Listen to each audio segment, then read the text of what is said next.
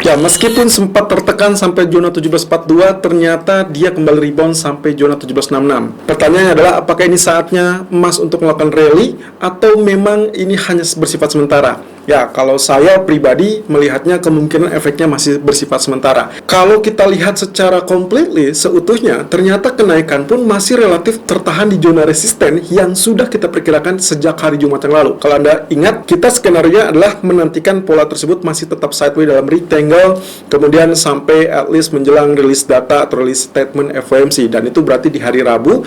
Lalu kemudian nantinya kita harapkan dia masih pelan-pelan dia akan mulai penurunan, kemudian nanti penurunan itu ternyata sudah mengantisipasi apa yang akan diumumkan oleh Fed. Dan akhirnya vice versa atau reversal terjadi saat pengumuman Fed.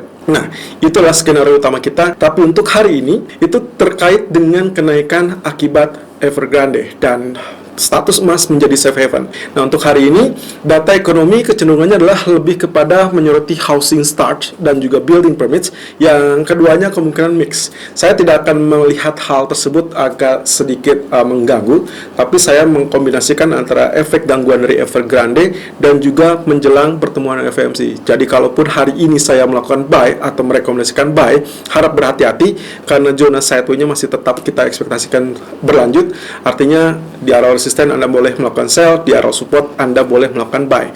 Walaupun dengan kecenderungan tertentu bahwasanya kemungkinan kenaikan pun untuk hari ini masih relatif terbatas. Saya memperkirakan mungkin zona 1768, 1774 itu kemungkinan area-area yang sangat-sangat logis. Tapi setelah itu dia tidak akan lanjutkan kenaikan, melainkan dia akan mulai penurunan lebih dulu. Sideways, lalu kemudian test area support, lalu kemudian menjelang statement dia turun, dan setelah statement dia rebound. Itu adalah skenario yang paling sempurna. Tapi kita lihat apakah skenario akan berjalan semulus itu atau tidak. Tapi untuk hari ini, buy on dip glass itu yang harus kita lakukan lebih dulu, karena candlestick di daily chart mengatakan hal seperti demikian. Area resisten, area support masih tetap sama, hanya saja kali ini agak sedikit tinggi. So, antara bullish ataupun bearish ini masih tetap berimbang. Harap berhati-hati, apapun bisa terjadi. Jadi stop loss itu adalah keharusan untuk mengantisipasi pergerakan yang secara tiba-tiba. Technical View 21 September 2021. Irfan untuk Agrodana. Technical Outlook DXY dan juga Treasury Yield 21 September 2001 jam 11.50 waktu Indonesia bagian Barat. Kita langsung lihat DXY Daily yang ternyata candlestick ditutup dengan inilah shooting star. Ya, ini berarti menandakan apa yang kita lihat atau yang kita suspek sebagai head and shoulder kembali terbuka, teman-teman. Karena ya seperti yang pernah kita bahas juga, dia baru akan gagal kalau ternyata areal tengah ini 20 Agustus areal tertingginya itu di 93.729 berhasil tembus. Sampai saat ini kemarin kurang lebih tepatnya di malam hari hanya mentok di 93.45. Jadi selama dia belum tembus, maka kita asumsikan ini masih tetap terbuka. Ya, jadi kalau seperti ini dengan catatan bahwasanya ada shooting star, kita masih butuh konfirmasi sebetulnya. Walaupun ya single candle atau satu candle itu mengisyaratkan akan terjadinya pembalikan atau reversal. Nah, tapi kita lihat ya secara keseluruhan apakah dia betul-betul akan mengalami penurunan apa tidak. Jadi kalau misalkan di sini saya tandai saja kalau ternyata misalkan dia berpotensi menjadi head and shoulder, maka yang akan kita lihat ini bagian leftnya, kemudian di sini bagian head, dan ini bagian right shoulder. Nah, kita tinggal menantikan apakah dia akan seperti ini atau tidak. Nah, lalu kemudian kalau kita lihat dari garis atau grafik H4-nya, teman-teman, ternyata apa yang kita lakukan kemarin itu sudah tepat ya. Jadi kalau misalkan saya gambarkan, saya tambahkan saja panahnya seperti ini. Nah, ini berarti kita memiliki pertanyaannya adalah apakah dia langsung lanjut turun seperti itu atau dia rebound dulu sampai menyentuh areal ini. Ya, ini adalah resisten yang terakhir. Ya, berarti ini tanggal 20 Agustus tadi ya, 93.729. Barulah nantinya dia rejection atau bahkan dia hanya small retrace lalu kemudian dia naik bahkan melewati 72 ini ya, atau 73.729. Kalau ya, berarti kita dalam bahaya. Artinya pula bahwasanya itu baru bisa mendapatkan jawaban pastinya setelah FOMC esok hari. Nah, kemudian kalau kita lihat dari MACD-nya, ya of course ini MA-nya sudah mengalami crossing, berarti kita ada harapan ini akan melemah, berarti kondisi di histogram pun sudah muncul merah. Nah, kondisi ini akan sangat menguntungkan di sisi emas. Nah, di sisi lain kalau kita lihat dari Treasury Yield-nya, ternyata ascending triangle-nya juga terancam gagal. Tapi dengan catatan, ini baru akan gagal kalau ternyata areal support dari trendline ini ditembus. Jadi misalkan di sini saya hapus, yang kita lihat bukan trend channel, tapi yang kita lihat adalah bagian dari trendline. Jadi kurang lebih seperti ini. Nah, maka ini akan berarti menandai adanya ascending triangle yang harusnya berarti dia akan kecenderungannya confirm untuk melakukan atau terjadi penembusan.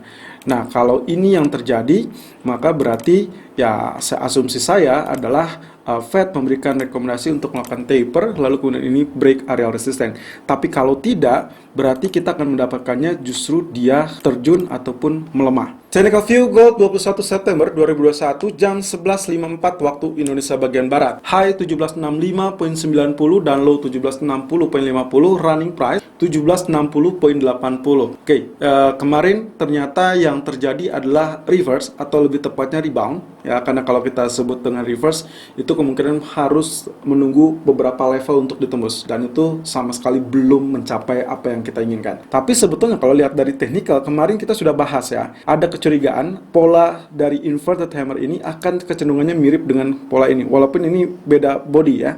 Real body di sini lebih kecil, di sini agak lebih panjang. Tapi intinya adalah tailnya itu menunjukkan long upper shadow atau kita sebut dengan inverted hammer dan itu berarti ditemani dengan bullish. Nah, artinya kalau misalkan seperti ini, saya juga ada memiliki kecurigaan kalau ternyata setelah bullish lalu kemudian ditemani oleh spinning tops. Artinya di sini pun bisa terjadi seperti demikian. Ya, berarti pula kalaupun dia mengalami kenaikan, sepertinya kenaikan pun belum akan bombastis. Ingat, karena kita atau investor kecenderungannya menanti lebih pasti terkait dengan FOMC. Jadi dorongan dari Evergrande kemungkinan lebih kepada safe haven, tapi yang menahan adalah kondisi FOMC yang belum clear, belum jelas apa yang akan diumumkan. Lalu kemudian area resisten di berapa? 1768.80. Of course ini adalah Fibonacci retracement 61.8%. Jadi kalau misalkan Anda perhatikan di teori ini akan menjadi area resisten kita dan itu sangat wajar karena 2 hari terakhir dia tertahan, yang pertama di 67, yang kedua adalah di 66. Nah, kemudian kalau kita bermain dengan candlestick ya, kita lihat di area candlestick di hari Kamis ini sempat mengalami penurunan cukup tajam dan kita cukup lihat harga open dan juga harga low, yaitu opennya di harga 1794.30, low-nya 1745.30, maka atau close-nya 1753.50, maka selisihnya ada kurang lebih 40 poin ya. Itu berarti kalau saya ngambil 50% dari real body, ingat real body saja, berarti hanya open dan close, berarti kita akan melihat sekitar 20 poin. Nah, setelah saya hitung-hitung, maka 20 poin tersebut berada atau terletak di kisaran 1773 atau 1774. Ya, kurang lebih di area ini. Artinya lagi, resisten pertama 1768, resisten kedua 1774. Selama dia masih tetap berada di bawah 1774, maka dia masih akan tetap mengalami penurunan. Nah, ini berarti menandai apa yang kita skenariokan sejak hari Jumat. Kalau Anda cek lagi video yang sempat saya tayangkan di hari Jumat yang lalu, maka ekspektasi tersebut bisa terjadi, lalu kemudian dia nantinya sideways sampai jelas dari FOMC. Nah, akhirnya dia nantinya blundernya adalah rebound. Kemudian untuk area support sendiri kita masih tetap punya 1757 of course yang kemarin, kemudian 174445 dan terakhir adalah 1734. Ini adalah ekspektasi dari grafik H4-nya yang ternyata walaupun mengalami kenaikan, secara keseluruhan dia masih tetap sideways persis dengan apa yang kita perkirakan, teman-teman. Jadi kemarin dia false breakout, fake breakout atau fake out kita sebutnya, karena dia sempat 1742 tapi lalu kemudian tutupnya di atas 1745 ya, dan bahkan 2 next candle berikutnya itu malah naik. Sayangnya kemarin memang kita terlalu terburu-buru untuk merubah strategi. Walaupun kalau Anda mengikuti skema awal dari suggestion kami kemarin, yaitu sell 6264, ya dia hanya naik sampai 66, artinya cuma floating sekitar 2-4 poin, kemudian dia sempat turun ke 58. At least kalau Anda trading dengan cepat, itu sekitar 3 atau 4 poin itu bisa didapatkan. Kalau hari ini, berarti kita kembali ke skema awal, di mana skemanya adalah 30-82%, 50%, 61.8%, itu yang akan menjadi catatan kita level supply atau level resisten. Artinya kembali, kemungkinan potensi rejection itu akan terjadi di kisaran 50% atau 61.8%. Ini berarti sesuai dengan ekspektasi kita kalau dilihat dari grafik daily. Yang artinya kalau dikatakan hari ini harusnya naik karena ada bullish candle kemarin, maka dia akan mentok di teritori 68 ataupun 74. Berarti di H4-nya sama. Ya, 50% di 1770, 61.8% di 1776. Artinya kembali, kalaupun dia naik nantinya, saya berharap nantinya dia akan tertahan di kisaran 50 atau 61.8% atau sedikit di bawah 61.8%. Berarti nantinya kita bisa harapkan swing low kembali saat atau menjelang FOMC statement besok ya. Lalu kemudian nantinya setelah FOMC mengumumkan ternyata kecewa alias tidak diumumkan taper, maka kita bisa melihat reboundnya di kisaran 31 atau bahkan maksimum di 17-an. Ya, jadi harapannya swing low lalu kemudian dia rebound kembali. Di grafik H1-nya teman-teman, harapan saya adalah dia bergerak di kisaran 23,6% sampai level 50%. Artinya pula, stop loss kemungkinan harusnya secara standarnya di areal 61,8% atau di atas 61,8%. Kalau ini 1776, berarti kita harusnya pasang stop lossnya 1772 ya, kalau untuk Anda melakukan sell di kisaran 1770. Tapi kali ini saya lebih mengincar buy karena tadi di dolar kita melihat shooting star di grafik hariannya, sementara di daily chart gold kita mendapatkan pola bullishnya.